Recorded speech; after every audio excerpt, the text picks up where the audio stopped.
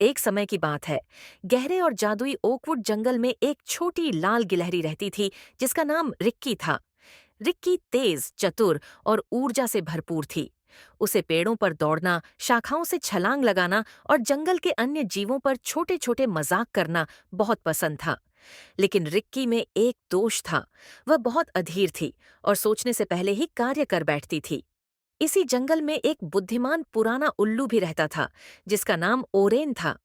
Oren ने कई रथुएं देखी थीं और उसने जंगल के हर कोने से ज्ञान अर्जित किया था। उसकी सुनहरी आंखों में समझदारी झलकती थी और उसकी आवाज शांत और आश्वस्त करने वाली थी। ओकवुड जंगल के जीव अक्सर उसकी सलाह लेने आते थे और वह जंगल का रक्षक माना जाता था। एक शरद ऋतु में जब पत्तियां सुनहरी हो गईं और हवा में ठंडक भर गई, जंगल में एक संकट आ गया। लकड़हारे जंगल के पूर्वी किनारे पर आ बसे और पेड़ों को काटने की योजना बनाने लगे। जंगल के सभी जीव डर गए। यदि मनुष्य इसी तरह पेड़ों को काटते रहे तो उनका प्यारा घर नष्ट हो जाएगा।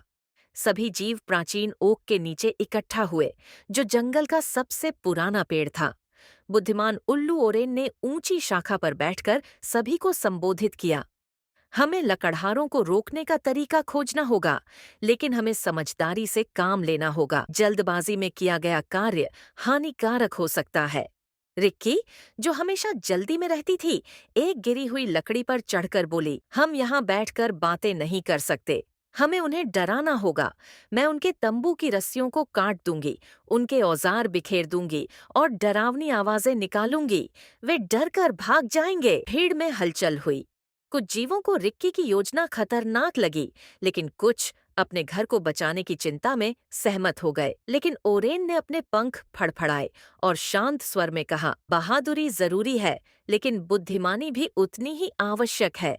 जल्दबाजी में लिए गए फैसले अक्सर पछतावे का कारण बनते हैं। रिक्की को यह सुनकर गुस्सा आ गया। उसे लगा कि बातों में समय बर्बाद करने से बेहतर है कि तुरंत कुछ किया जाए। उसी रात वह चुपके से लकड़हारों के शिविर में पहुंच गई। उसने उनके तंबू की रस्सियां काट दीं, जिससे वे गिर गए। उसने उनके पानी के डिब्बे गिरा दिए और उनके औजार बिखेर दिए। फिर वह पेड़ों की ऊंचाई से डरावनी आवाजें निकालने लगी, जिससे वे डर जाए।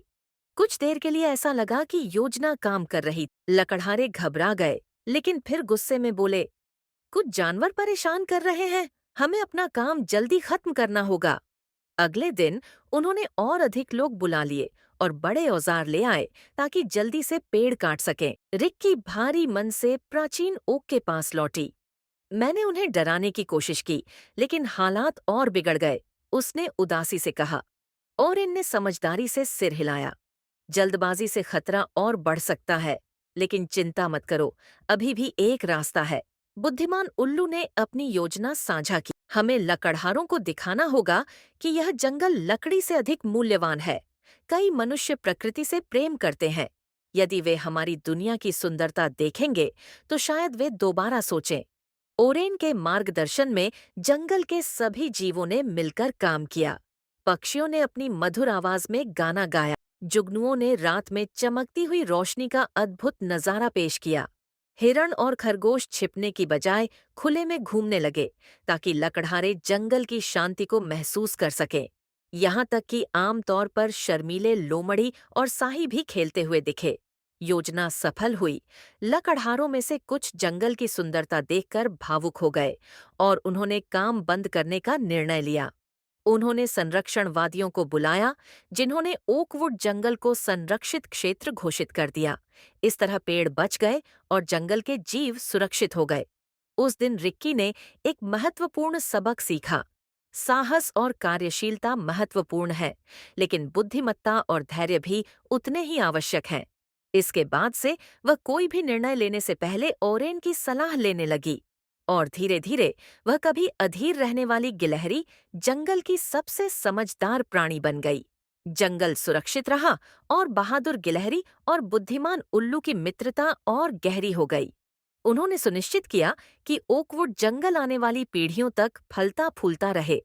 बुद्धिमानी और धैर्य उतने ही जरूरी हैं जितने कि बहादुर। बिना सोचे समझे किए गए कार्य नुकसान पहुंचा सकते हैं। लेकिन सोच समझकर और मिलकर काम करने से बड़ी समस्या हल हो सकती है। और ऐसा मजेदार कहानियां के लिए सब्सक्राइब करें और शेयर करें और कमेंट करना मत भूलिए। तो अब चलिए और एक मजेदार कहानी की और। गर्मियों के दिन थे और सूरज अपनी पूरी तपिश के साथ धरती पर अपनी किरणें बिखेर रहा था। एक घना जंगल था जिसमें विभिन्न प्रकार के पशु पक्षी अपने अपने जीवन के कार्यों में व्यस्त थे। उसी जंगल के पास एक छोटा सा गांव था जहां दो घनिष्ठ मित्र अर्जुन और विवेक रहते थे। दोनों बचपन से साथ थे और एक दूसरे के सुख दुख में सदा साथ खड़े रहते थे। एक दिन दोनों मित्रों ने जंगल में घूमने जाने का निश्चय किया। अर्जुन ने कहा, सुना है जंगल में कई तरह के पशु पक्षी रहते हैं और वहाँ की हवा भी ताज़ी होती है। चलो एक बार जंगल की सैर कराते हैं। विवेक थोड़ा हिचकिचाया और बोला, जंगल में जाना खतरे से खाली नहीं होता, हमें पहले अच्छी तैयारी कर लेनी चाहिए। अर्जुन हंसते हुए बोला, अरे दोस्त चिंता मत कर, हम दोनों साथ हैं, कोई भी मुसीबत आ गई तो हम उसका सामना कर लेंगे। विवेक को भी अर्जुन की बात ठीक लगी और वे दोनों खाने पीने का कुछ सामान लेकर जंगल की ओर चल पड़े। जंगल में पहुंचकर वे दोनों बहुत आनंद लेने लगे। हरे भरे पेड़, रंग बिरंगे पक्षी और बहती हुई ठंडी हवा उन्हें बहुत भा रही थी। वे दोनों बातें करते हुए आगे बढ़ते गए और इस बात का ध्यान ही नहीं दिया कि वे जंगल के बहुत अंदर तक आ चुके थे। अचानक पेड़ों के पीछे से एक बाघ निकलकर उनके सामने आ गया। दोनों मित्रों की सांसें थम गईं और उनके चेहरे भय से पीले पड़ गए। बाघ की चमकती हुई आंखें और नुकीले दांत देखकर वे कांपने लगे। अर्जुन एकदम सतर्क हुआ और बिना कुछ सोचे समझे पास के एक ऊंचे पेड़ पर चढ़ गया।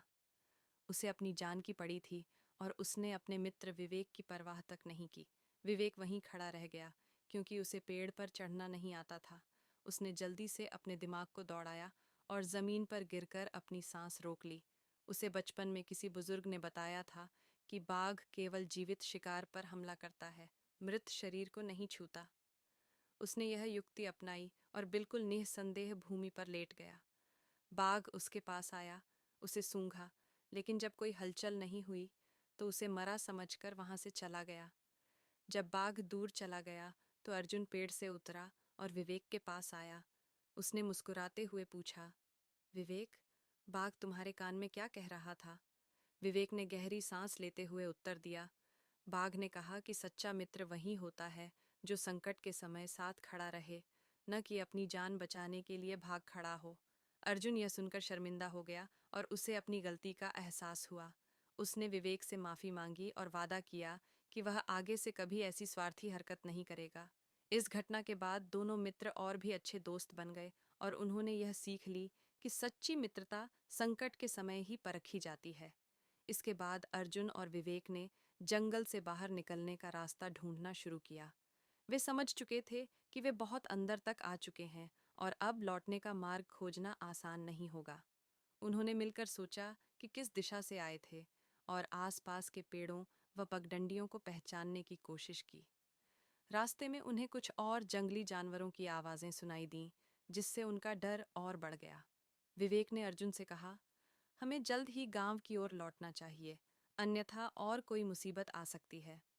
वे धीरे धीरे चलते रहे और कुछ घंटों बाद उन्हें दूर से गांव की रोशनी दिखाई दी। यह देखते ही उनके चेहरे खिल उठे और उन्होंने दौड़कर गांव की ओर बढ़ना शुरू कर दिया।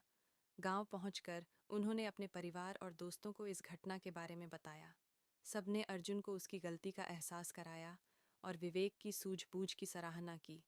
इस घटना के बाद अर्जुन ने अपने स्वभाव में बदलाव किया और अधिक समझदार बनने का निश्चय किया। वह समझ गया कि सच्ची मित्रता में स्वार्थ की कोई जगह नहीं होती। अर्जुन और विवेक की दोस्ती पहले से भी मजबूत हो गई और वे हमेशा एक दूसरे का साथ निभाने लगे। संकट के समय ही सच्चे मित्र की पहचान होती है। हमें स्वार्थी नहीं बनना चाहिए, बल्कि सच्ची मित्रता निभानी चाहिए। और ऐसा मजेदार कहानियां के लिए सब्सक्राइब करें और शेयर करें और कमेंट करना मत भूलिए। तो अब चलिए और एक मजेदार कहानी की और। बहुत समय पहले की बात है। सत्यगढ़ नामक एक समृद्ध राज्य था।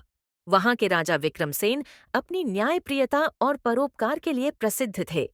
उनकी रानी देवयानी सौंदर्य और बुद्धिमत्ता की मिसाल थीं। दोनों ने अपने राज्य को न केवल शक्तिशाली बनाया, बल्कि वहां के नागरिकों को सुख शांति भी प्रदान की। राजा विक्रमसेन हमेशा निष्पक्ष न्याय करते थे।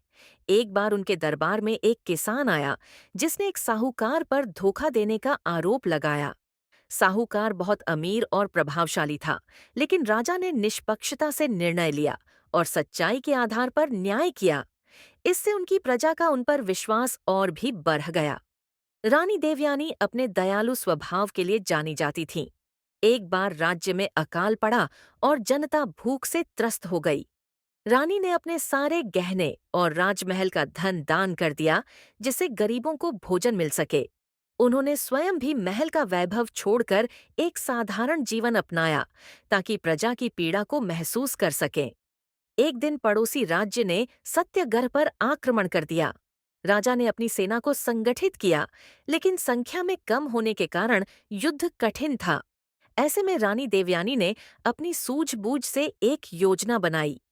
उन्होंने पड़ोसी राज्य के मंत्री को यह विश्वास दिलाया कि यदि वे सत्यग्रह पर आक्रमण नहीं करते, तो दोनों राज्यों की मित्रता से उन्हें अधिक लाभ होगा। उनकी बुद्धिमत्ता और चतुराई से युद्ध टल गया और शांति स्थापित हुई। समय बीतता गया और सत्यग्रह पहले से अधिक समृद्ध होता गया। लेकिन राजा और रानी को एक और कठिनाई का सामना करना पड़ा, जब राज्य में एक गंभीर महामारी फैल गई। इस संकट की घड़ी में भी रानी देवयानी ने अपनी दृढ़ता और त्याग का परिचय दिया। उन्होंने स्वयं चिकित्सकों के साथ मिलकर बीमारों की सेवा की और अपनी निजी संपत्ति से औषधियां मंगवाईं। राजा विक्रमसेन ने भी त्वरित निर्णय लेते हुए राज्य भर में उपचार केंद्र स्थापित करवाए और महामारी को नियंत्रित किया। राजा विक्रमसेन की न्यायप्रियता और रानी देवयानी के त्याग ने सत्यग्रह को समृद्ध और शक्तिशाली बना दिया।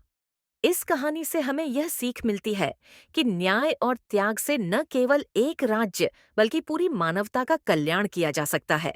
समय के साथ सत्याग्रह ज्ञान और समृद्धि का केंद्र बन गया। राजा और रानी की प्रेरणादायक कहानियां दूर दूर तक फैलीं और अन्य राज्यों के शासक भी सत्याग्रह के मॉडल को अपनाने लगे।